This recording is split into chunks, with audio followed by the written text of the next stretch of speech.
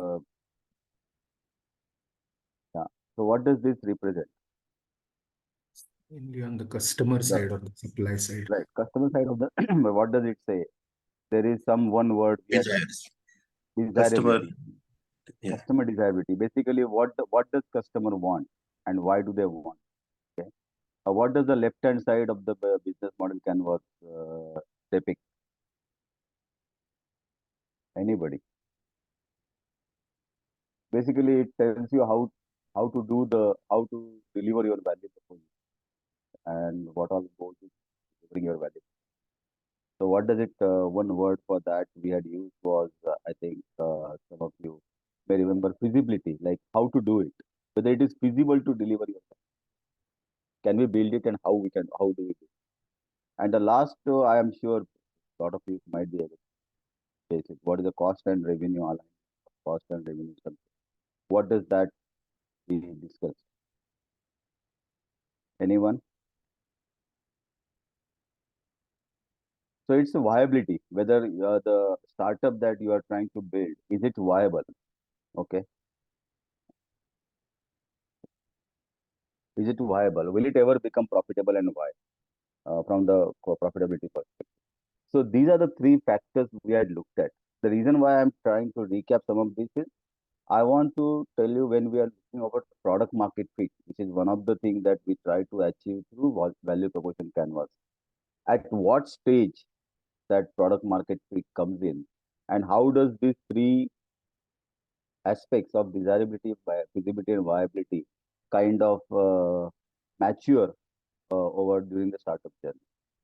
So we also looked at this again to recap, like most of the startups fail because they do not have alignment between their value proposition customers, what customer wants. So basically, it's a product market fit. They do not have product market fit, and they deliver something that customer doesn't want, or they build something that nobody wants. Okay.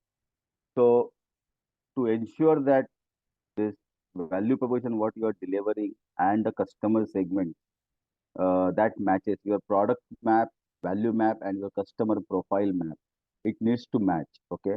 And that's what is the product market fit. And we will try to do that through value proposition canvas. We will discuss in few slides. So this is what I was saying. I don't know why this is coming. Are you seeing the top this thing? This window?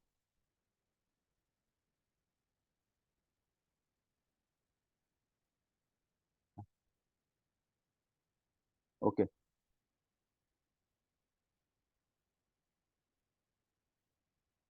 Sorry.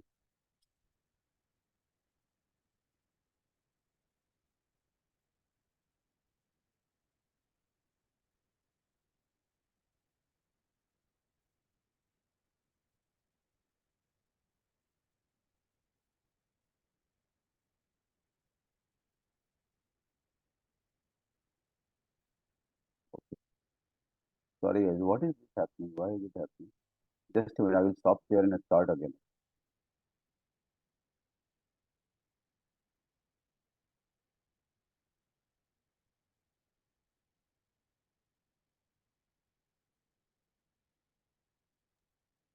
Okay. Let's go ahead. So We the can process. Sorry. Yeah. we Somehow can this say top bar, I am seeing a top bar, but that's fine. So a process towards product market fit. So initially, when a startup has an idea, okay, it's just a hunch on a problem, okay, and then they start thinking about who could be a customer, what is their customer profiling, ethnography in the research, and so they're still trying to build a desirability, like what do customer want and whether the customers really have that problem, okay, and what our solution, whether it will be able to solve the problem or not. So they're try to build that customer view of a idea. That's called desirability, and we looked at these three components of desirability, physics, and viability. So as you start building your product, a minimum viable product, to the beta testing stage, you have kind of ensured that the it's it's you can deliver the product. You can build it, okay, and you can take it to the market, kind of. So there is the feasibility aspect of the product and idea is coming into picture. And when you go to market, actually you are trying to go to the market selling it. That's when you try to realize a lot of things, whether customer will buy it, is it a right price, is it a right market that you are targeting.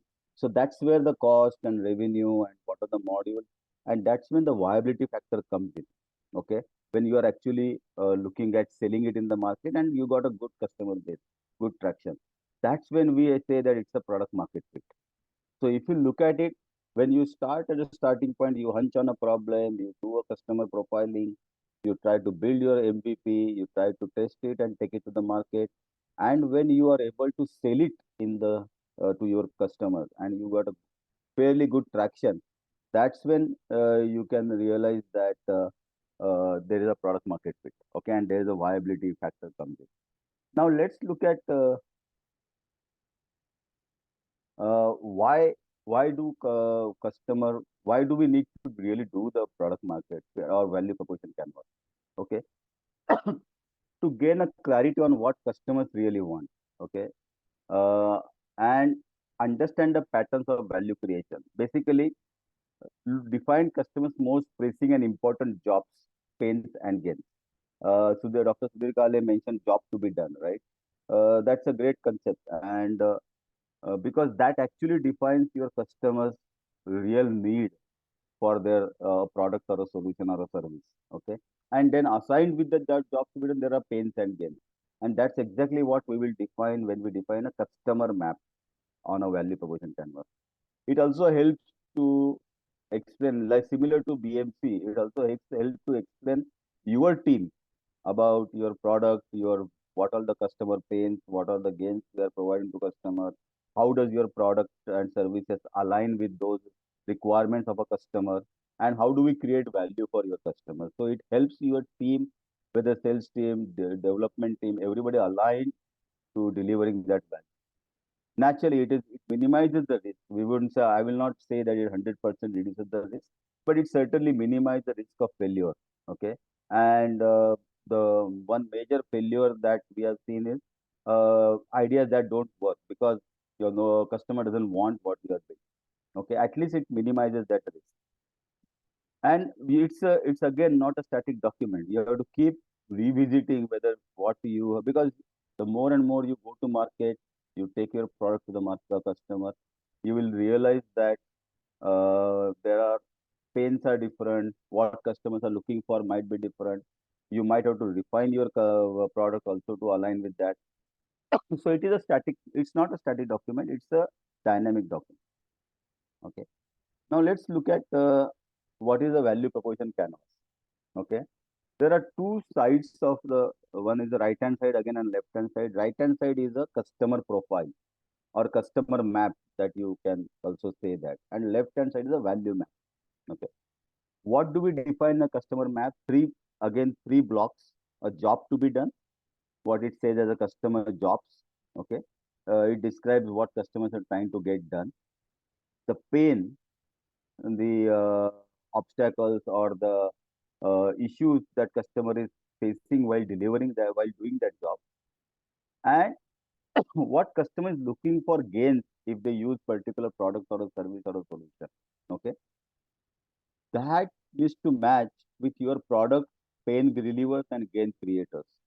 So your product and services and value map will actually define what are your product services, what are the pain relievers that kind of help to elevate the customer pain, and also the gain creators which add a value to the customer and which try to provide those actually expected outcome that customer is expecting from your service or product. We'll go into each one of them in detail. Okay. Before we get into that, I will try to just summarize what Dr. Sudhir Kale was talking about. Customer job to be done, and couple of more slides are there before that. So this is extremely important aspect. A value proposition canvas needs to be prepared for each of your customer segment. So you might have three or four customer segments, right? So suppose I take an example of e Okay, one of the our startup was developing a water filter in a bottle. Okay, in a mobile carrying bottle for water filtration for pure water. Their customer segments are multiple customer segments. It could be a jogger, it could be a gymnastic person, it could be a day-to-day office goer, it could be students, it could be mountaineering or trekkers. So in that case, they will have to define a value proposition canvas for each of these customer segments. And when you start doing that, you will realize that are these customer segments really different, distinct, or different, or do we need to combine them? If the job to be done is different for each customer segment, then your customer segment defined is right. Okay. If job to be done is almost similar, just maybe one point is different for one customer segment to other customer, you might want to combine it. Okay. Unless it is a really a substantial customer segment and that one factor differentiator is a really substantial, then you might want to keep a separate customer segment. But the point that I'm trying to make here is we will need to define value proposition canvas for each customer segment separately. And the reason being for that customer segment's job to be done, pains, and their expected gains are different because their expectations are different. Like if you talk about in the same example, what I talked about students, or you talk about mountaineers, okay, it's a very different customer segment. Their needs are very, very different. Okay, their job to be done is very different. Or you will take an example of a Pravi, which is Javed's Inamdar company, startup, where they are trying to build a product which can help student to or the programmers to understand their competency in programming. Okay, a very nice product.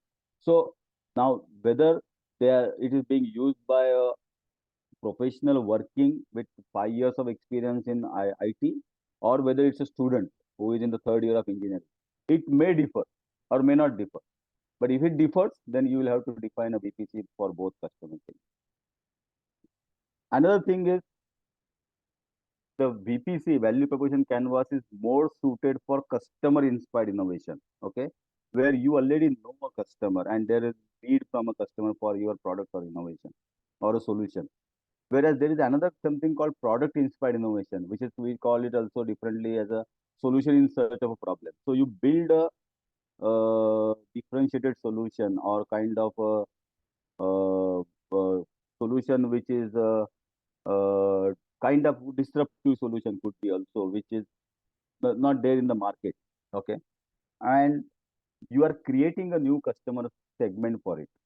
In that case, your product value map makes a more uh, weightage because you are building a new customer segment. Whereas in a customer inspired innovation, you know the customer's job to be done, you know the pains and gains, or you can actually define them, and then it makes sense to build this value proposition.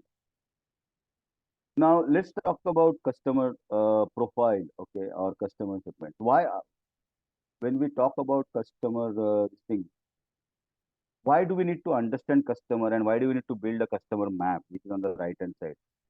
We need to really understand what customer wants. Okay, and in some of the this thing when we talked about customer discovery, I think Madhav talked about. We talked about design thinking was also okay.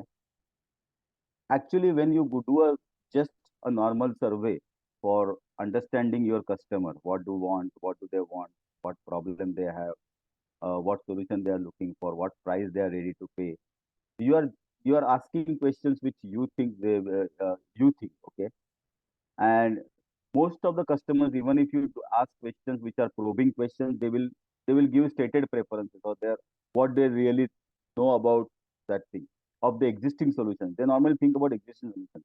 But if you really want to probe the customer, you need to use design thinking principles to get the revealed preferences, which is kind of not easily come out from customers surveys and other things. Okay, so you need to really apply those principles. I will give an example what those kind of hidden revealed preferences. Okay, uh, This is fine. Okay, understanding the job the users to get done, understanding the goals of is far more important than the product. Okay. Now let's look at this. If there's a customer requirement of a product, okay, they want a product which is a textbook or a taxi. There are two different examples. A customer wants a textbook, customer wants a taxi. What is the stated preference? Okay, this is a stated preference or a job to be done. Very simple job to be done is they want to learn a subject. Why do they need a textbook? They want to learn a subject. Why do they need a taxi? They want to go from one location to other location, point A to point B, without waiting for public transport. That's why they want a taxi. Because there are public transport which can also take you point A to point B, but they don't want to wait for a public transport, for a bus or a train, and they want to take a taxi. Now, this is in simple stated preference of a customer or a job to be done. But if you really want to dig down and understand some of the pain of this customer and to reveal their real requirements, look at this. Okay, can a textbook, they want to learn a subject, but frustration with textbook is it doesn't answer your questions. Okay, maybe a solution could be a online teacher or a actual physical offline tuition class or a offline session with your teacher. I'm just looking at those. But when you are looking at a job to be done just to learn a subject, it doesn't tell you that there could be a frustration with textbook as your product. Okay. So you might have to actually dig it down and reveal this preference, uncover this unmet need. Okay. Similarly, for a taxi, okay, even if you take a taxi, you still have a waiting period on the long time on the road. Okay. That's when your Uber, Ola, and some of these things came up where you can actually see where the taxi is, how far it is, whether they are really going to come or not. So these are some of the unmet needs. Just to give a simple examples. Okay. Another example I will take is this. And the fundamental point, I think Dr. Sudhir Kale also mentioned in the last session was a job remains same throughout the duration or the basically over a period of time. Whether you look at 10 years back, 15 years back, for a student to use a textbook, the job is to learn the subject. Okay. The job remains same. The solution might vary. To learn a subject, a solution might vary. To go from point A to point B, that is a job to be done. A solution could vary. So what changes is the solution, but not the job to be done. A simple example of that is if you look at a job to be done here in this all these examples, 5 solutions is to listen to a good music. Okay. 30, 25, 30, 40 years back, we had a gramophone records. It was a big equipment at home. The constraints and limitations of that solution was you could only listen to maybe 5 songs, 6 songs, something. As well as you will have to, if you want to listen to the third song, you will have to take your needle to the third song. Okay. So these were but the job was being done at that time to listen to music. Later came your audio tapes, which also used to provide the same thing, but they were mobile. So you can, while you are traveling on the road, while you are sitting in a metro or a train, you could still listen to music. But again, there were limitations. But it was the right solution at that point in time, okay, because it brought in portability. But it has a limitation that you could not listen to a song which is a fifth song. You have to keep advancing to the fifth song and then advance the tape and then listen to that song. So that was there was a need for random access. So how was that solved? By coming with the audio CDs. Okay, that's the third example. The job remained same. Listen to a music, listen to a song. Okay, that gave access to multiple songs in a CD. You can do a random access. No, but there was also limitation because it was physical media. You can have to carry something physically to put your CD in and listen to it. Okay. Then came digital media, which can take up like your iPods, okay, where you can actually listen to thousands of songs, specifically any particular song. You can carry it very easily in your hand, connect it with a Bluetooth or your wired phone to your ears, and you can listen. And it's a digital media. You can search whichever song you want. Okay. Now you have a Spotify and so a lot of such applications which you get a music on the go through internet. Okay, so you can select any of your singer, any of your old 50-year-old singer or the latest singer, movie, a specific movie song. You can do any of such search and it is available in the library access. See, the job remained same for over 30, 40 years. But there are five solutions, and they were all fitting at that point in time. Okay, that solutions varied, solutions differed because they brought in different pay gains, and those gains were the actually pains of the customer, kind of a thing, which are listed below. So let's now speed up and we will go through all these six blocks, which are the customer job to be done, the pains, the gains, and how does your value map takes care of them. Okay. I think I will not spend too much time. We have the major thing is ensure that you define customer job to be done, functional, social, and personal or emotional. Okay. Normally, as a habit, or as a technologist who are building their product and idea, they only focus on functional jobs. Okay, but social and personal jobs are also extremely important for your customer. Okay, and then whatever jobs you define, you can put them in different types of importance of job. Actually, the best is the template that Dr. Sudhir has Kale has mentioned the last session. Okay, put up that will actually help you to build your job to be done. Customer pains. Okay, something that annoys the customer throughout usage of the product or a service or a solution. Okay, or throughout their job to be done. So when they want to get some job to be done before they get into that job, during the while they're executing that job, or after the job is done, what are the issues or what are the points that are annoys them? Undesired outcomes, again functional, social, because you have defined your jobs in these three things. So the problems during each one of these you can also list down.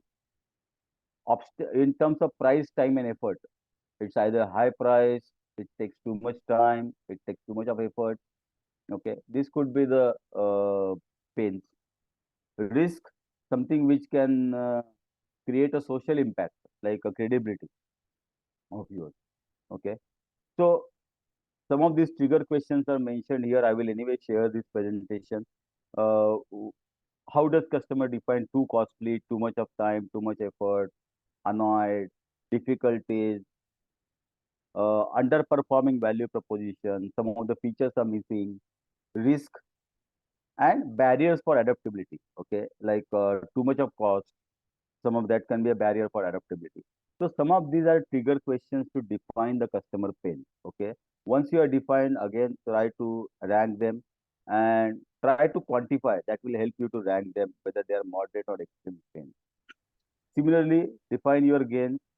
Now, gains can be defined as a level of gains. Okay.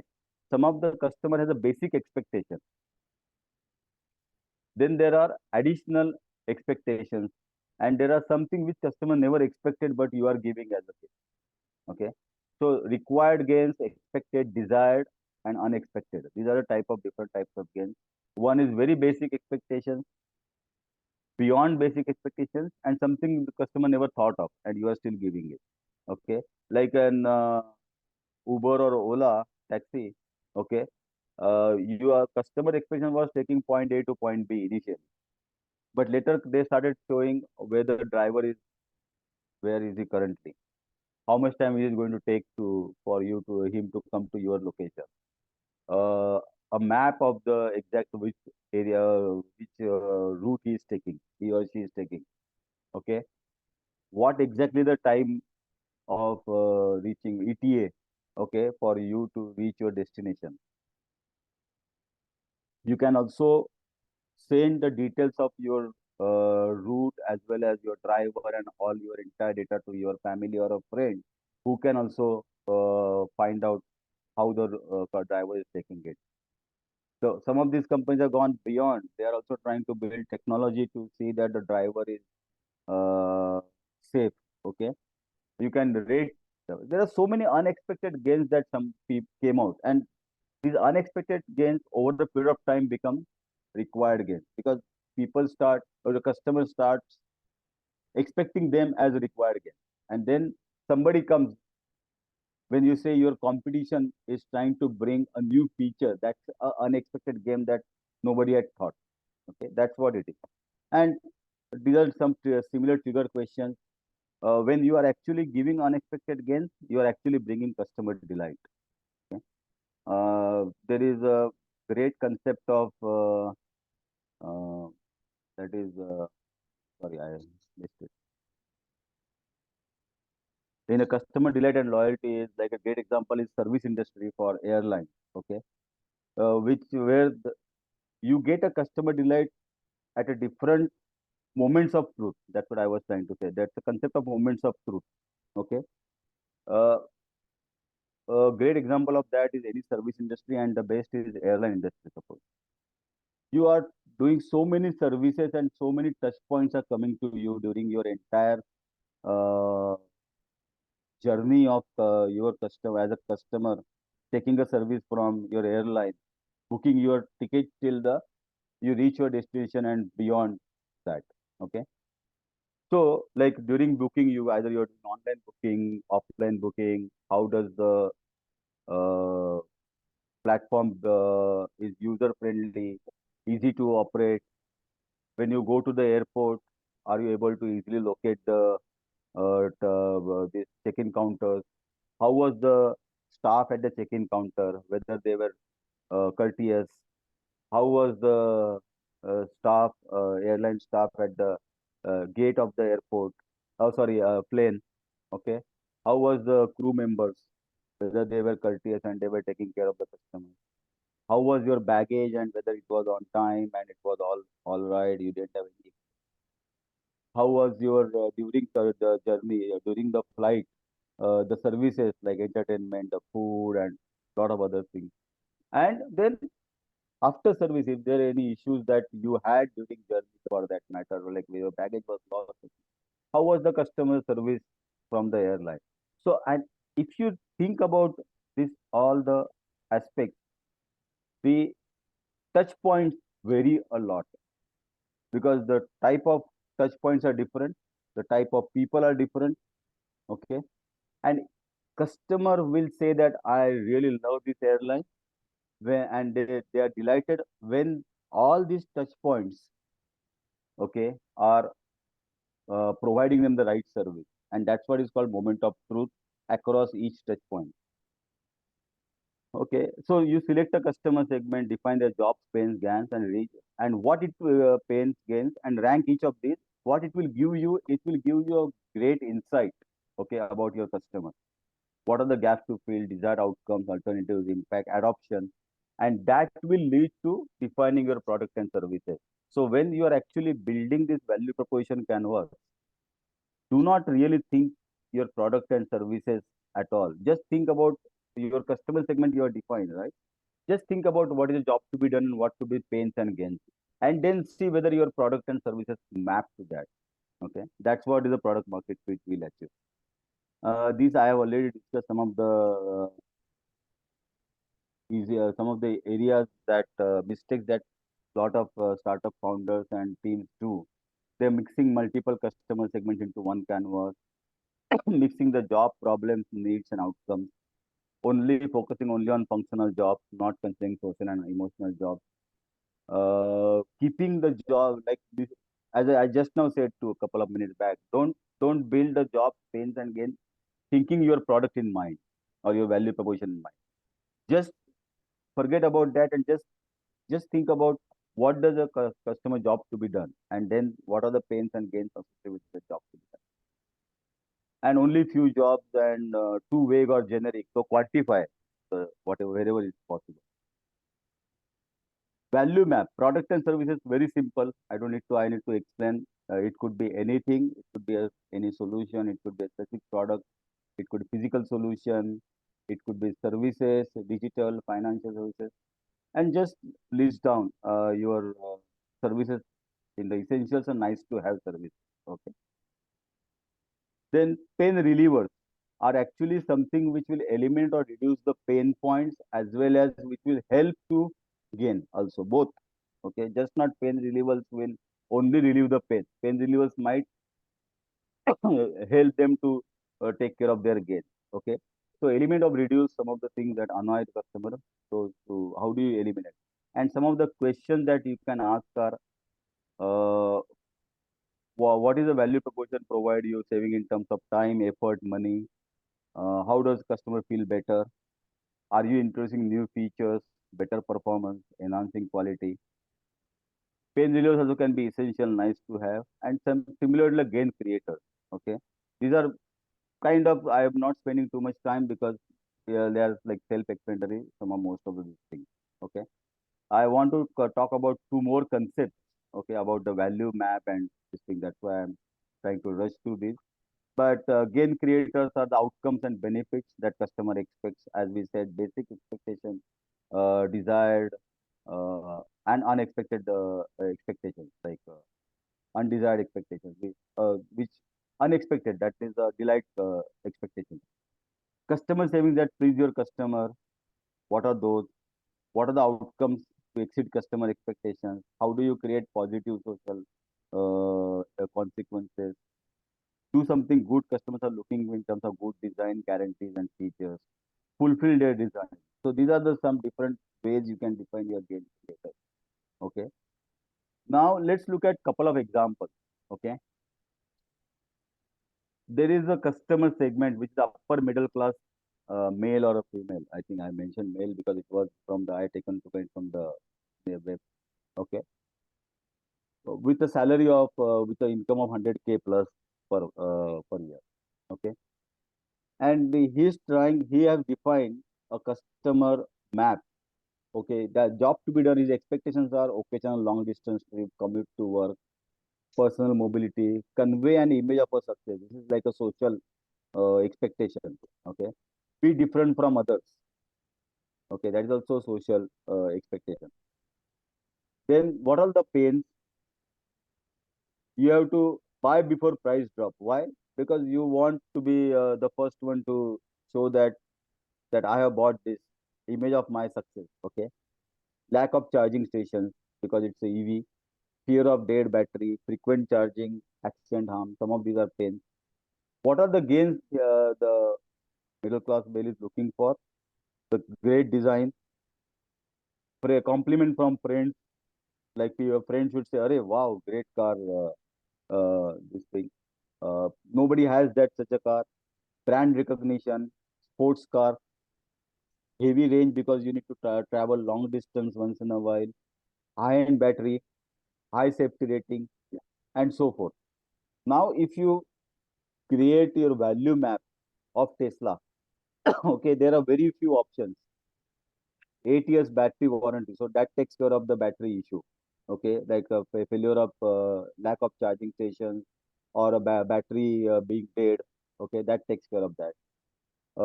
Few options, but those more like a brand recognition is there.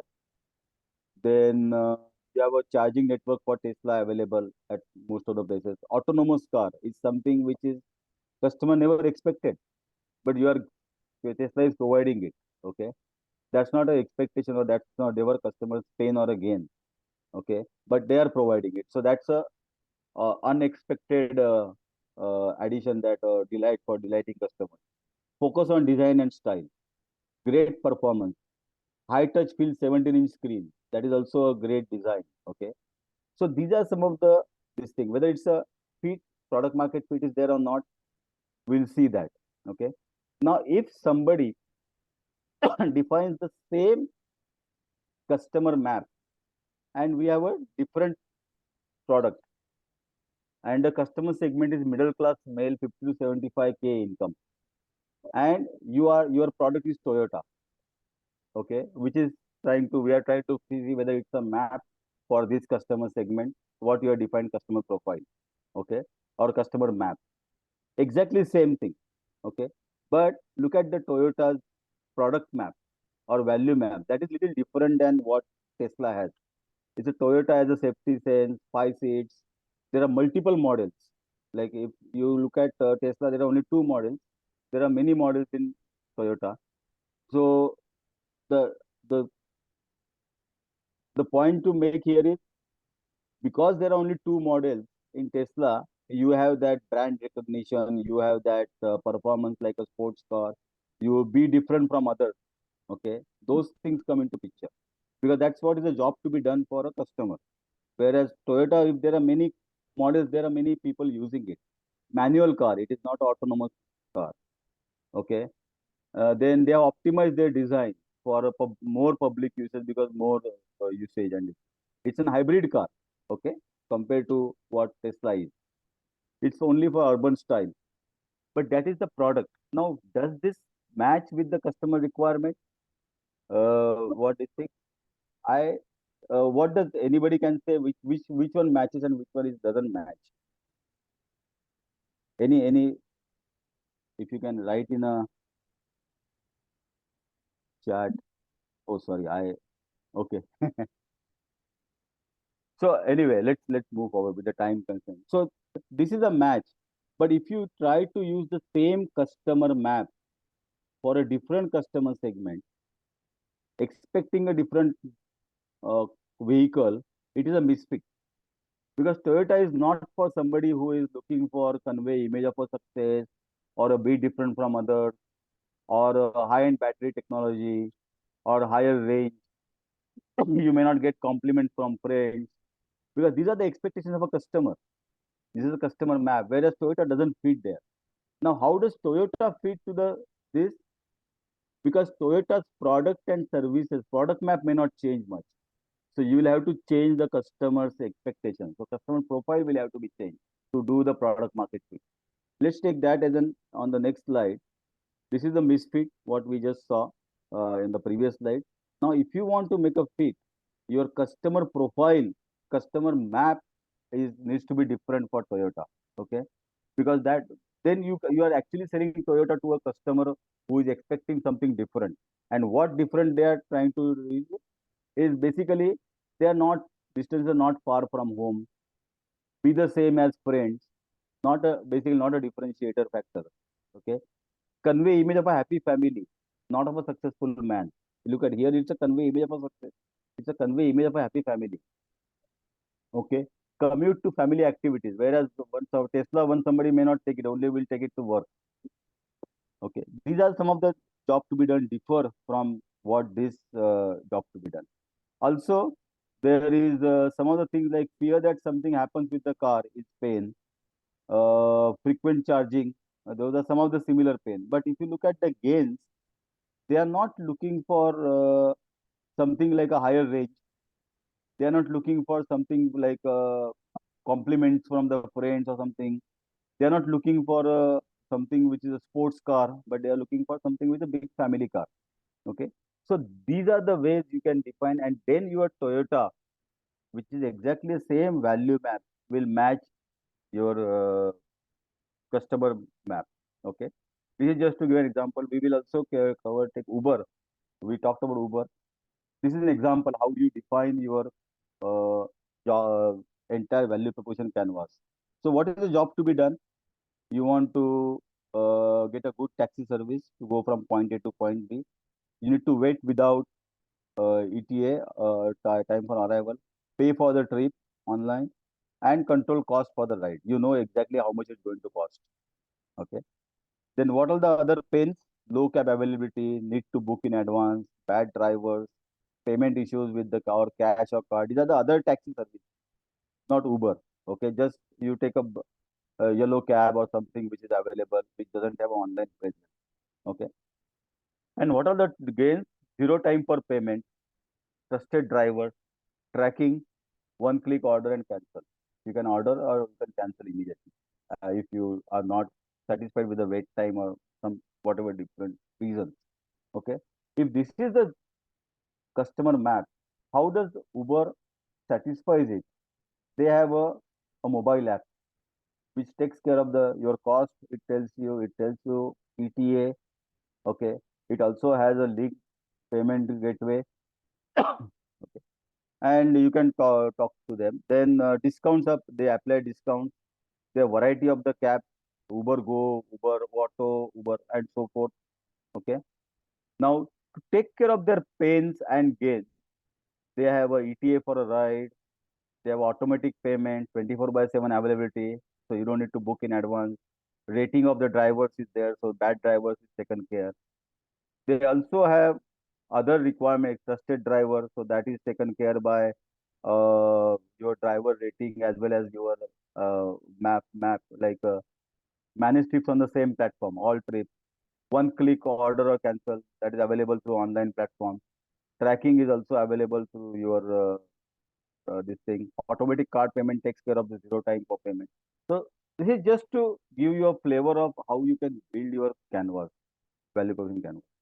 Now there are two concepts of value weight. Why do we need to also build it? One is to get a product market fit, but if you do not have a product market fit, what happens? Or in a product market fit also, there are different perspectives. So there is something called value weight. Okay, there are three uh, circles. One is what customer wants, what your brand does the best, and what your competitor brand does the best.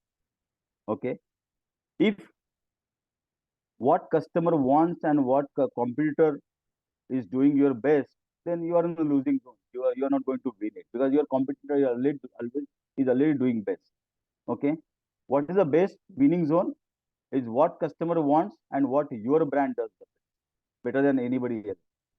So that means you are in a winning zone.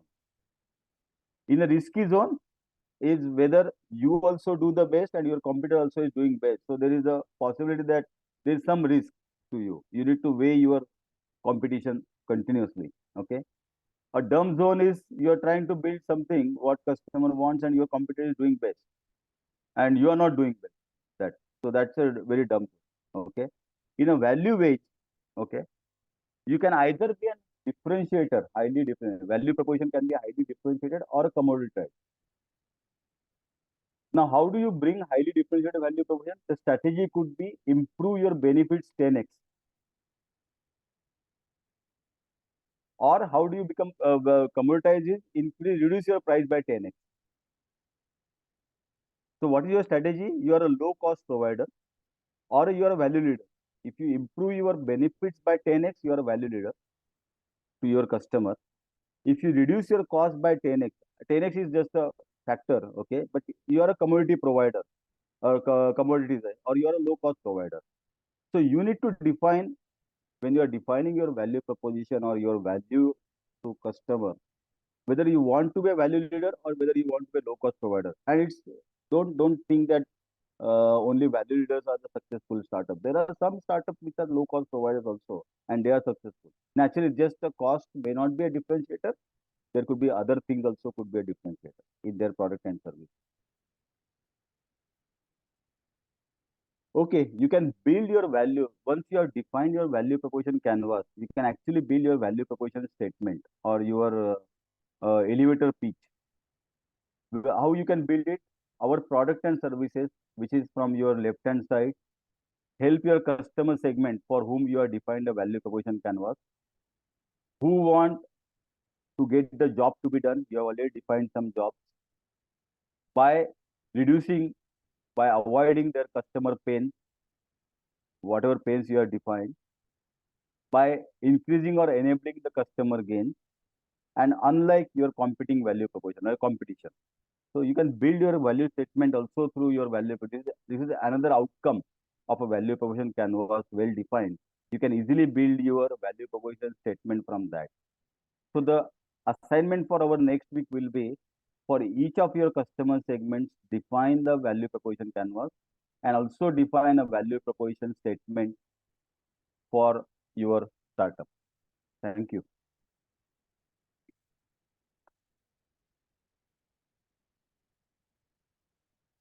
Okay, so we are at 8:50. I did take 5-10 more minutes, but I think we'll have more time for breakout room. Yep. Thank you, Vijay. I'll open the breakout rooms. Vijay sir, is this presentation will be available Yes, I'll make it offline? available. Where- I'll put it in another. Once we are through with our session, I will put it on the Slack. Hi, this is Sushant. Can I ask a question, sir? Yeah, sure. I think while we are waiting for the breakout rooms, yeah. Go ahead, Sushan. Okay. So I am part of Pravi, and we have two parties on the side. One is the corporates, and the second is the students. Now Right. we always sometimes we don't know who is our primary customer. So how do we go about that? And for example, same for Uber drivers as well as riders. How does one identify their primary customer? Yeah. What I looked at the Uber that I showed you the value proposition canvas was for customers, not for drivers. Okay, that's a very different segment completely. Like Amazon has multiple customer segments similar to Uber. Okay. In your case, you have a two customer segments. You talk about students, which I also talked about, and professionals, which is the corporates. Okay. So you need to actually start with the job to be done for each one of them. So why does a student will use Pravi? Okay, let's forget it. What does student want to do in your, why are you building Pravi? What does student want to do? They want to be competitive, and they want to be expert in the coding programming, right? Right. And you have a different ways to do that, like reading the code, debugging the code, and writing the effective code. Those are the three True. different things. Yeah. When I had spoken to Javed, I had understood that. Okay. Yes, sir. Yeah. So in that case, does it differ for a student or for a corporate professional is what you need to see. Because what is the job to be done for each one of them, you need to I agree. I agree. So the job to be done for a if it differs, there are two customer segments. If it doesn't differ, you can actually combine them into one. agreed. So that part is clear. That part is clear. Okay. Now, the question that we still are faced with is, and maybe I did not phrase it rightly, who is our primary customer? Should we is corporates our primary customer because we want to sort of supply talented individuals, or is it the students who are our primary customers? Okay. In your case, based on since I know your startup little bit, I had couple of one session with Yeah. Javed and him also. Okay. So I personally feel the students will be the best, because if you look at corporates, okay, corporates will be the best because who will be able to pay you? That also you need to look at it. Okay, viability aspect of it. Okay, the Yeah, corporates will be able to pay you much more than the student, much because more. they will say that I want to cut down on my initial training cost. Okay. Yeah, It- yeah, or I want to ensure that I'm getting a right candidate who is satisfies my entry criteria. barabar. Okay, so that will cut down my because today even the corporates have a problem that 30-40% of the hires are not useful, or Yeah, they yeah, either fire them after some time, or they have to really spend too much of time in building their effort on it. Yeah, okay. So they are true, the true. primary customers. Yours students is also a customer segment, because the students also want to ensure that if I take Pravi's certificate and I go to a corporate and say that this is my this thing, it has a once you achieve a brand, it will become a certificate that somebody says I am a Microsoft certified software developer, MPhD. Okay, so there's a brand. Yeah, So if yeah, you yeah. say I am a Pravi certified C programmer, I am Pravi certified C++ programmer. Okay, then if the once you create such a brand, the corporate will start accepting students without even testing, using Pravi to test them. Then students will become your prime customer. So it can vary during your journey.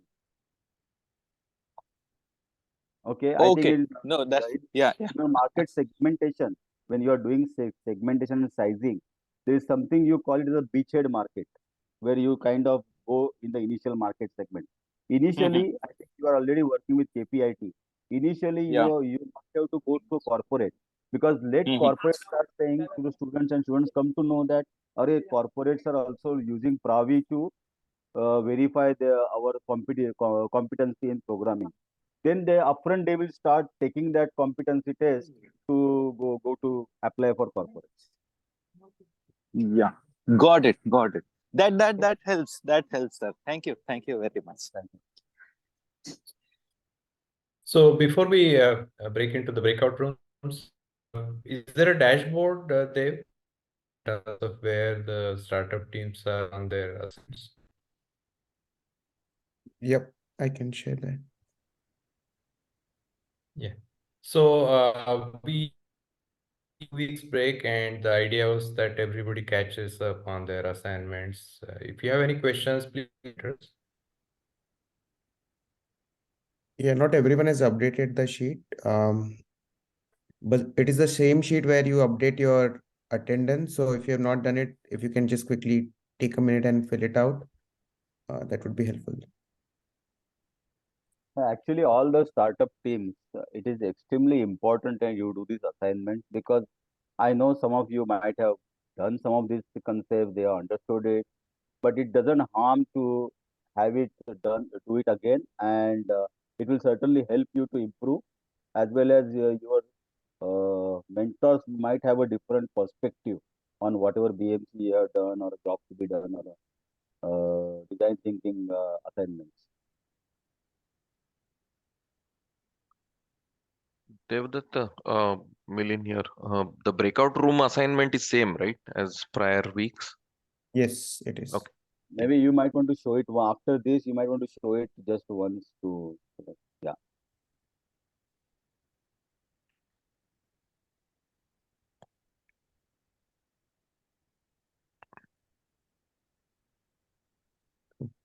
So I think everyone has Okay. seen. Yeah. Please join your respective Yeah. breakout Go room. back to before that. Go back to the assignment tracker. Can you go to the team tracker? Is there any team which has not attended any session, or what about this veto team? Have they Yeah, they, I have, Cyanotics.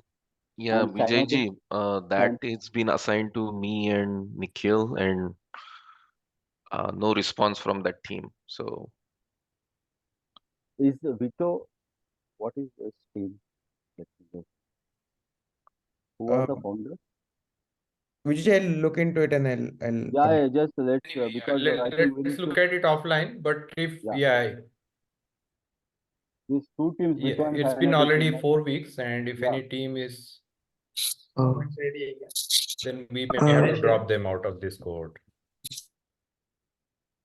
Sure. Yep. sir, hello. Yeah, go ahead. Who is this? Yeah, so Suraj here Yes. from EQ. In the attendance tracker, it says for EQ third week we are attended. No, you have to update it. Oh, okay. Our bad. Sorry, Okay, sorry. you have to update it if you have attended it. Oh, Okay, that's why the assignment we also. also have a Okay. data of this recorded this thing and who all were part of the call. But you have to update it so that we know easily whether you have attended it and whether you have submitted your assignments or not.